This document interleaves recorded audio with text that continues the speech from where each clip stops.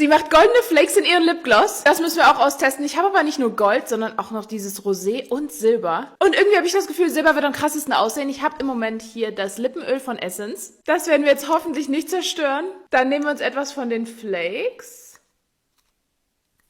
und versuchen sie in das Lippenöl reinzugeben.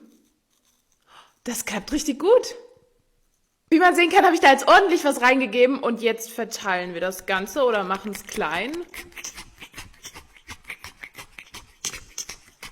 Ich weiß gerade nicht, ob das vielversprechend aussieht. Okay, die Sekunde der Wahrheit.